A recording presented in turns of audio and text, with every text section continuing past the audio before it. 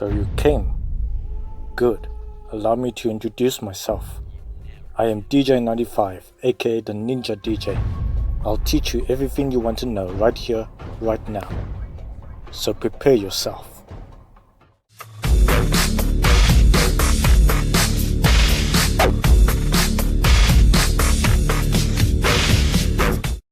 Players, what's happening?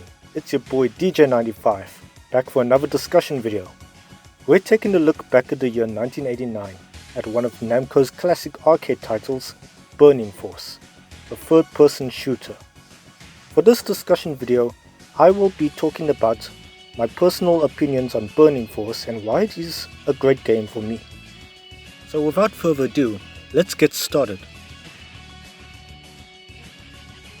Although there's not really much of a story explained here, the game is set in the future year of 2189.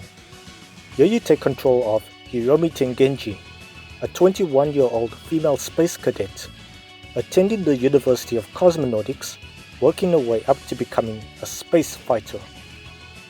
It is only 6 days of intense training as Hiromi takes on tough courses using an air bike called the Sign Duck, which has 2 main weapons.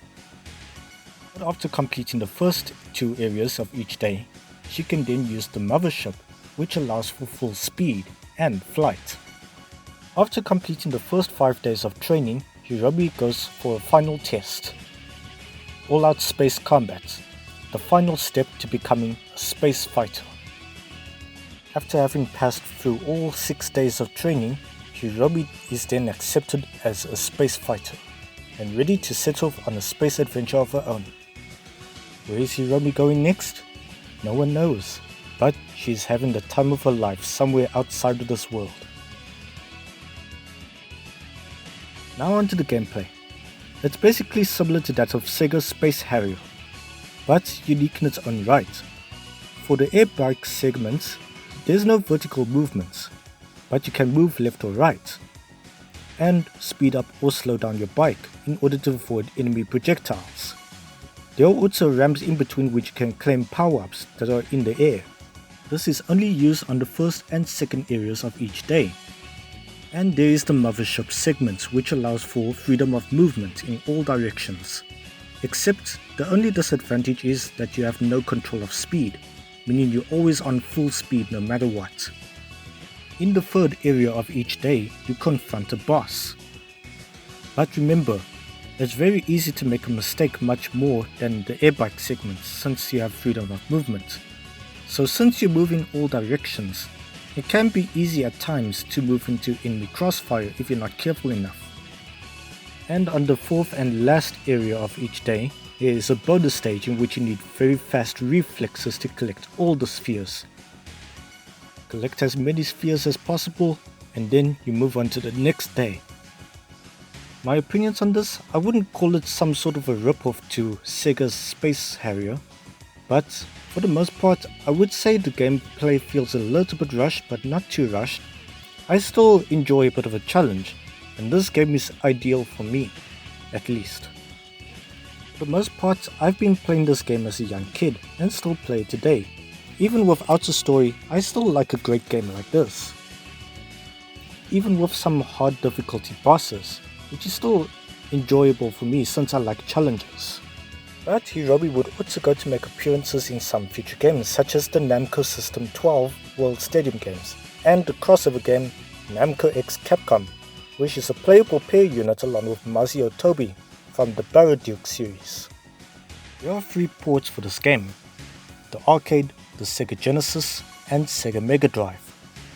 Although I never played the Sega Mega Drive or Sega Genesis, but mostly played the arcade version since I'm only accustomed to that, that's not to say that I don't like playing it on the Sega Genesis or Sega Mega Drive. I still like to give it a try on those 2 specific ports if I ever get a chance.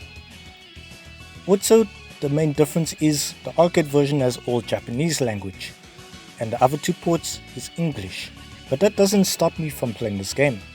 I actually like this game a lot, and find the fast-paced action quite interesting and intriguing.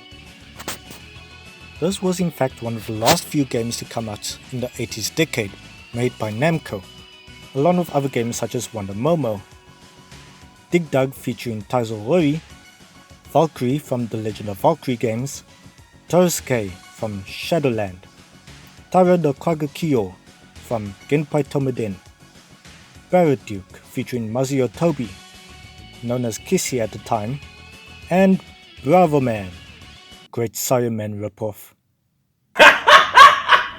And that wraps up everything you need to know about my personal opinions on Burning Force and why I think of it as a great game. Hopefully I expect there to be more about Burning Force, but that'll be a story for another time. So, hope you enjoyed my discussion on Burning Force. And be sure to stay tuned for more in the future, soon to come. So, in the meantime, bye players, stay cool.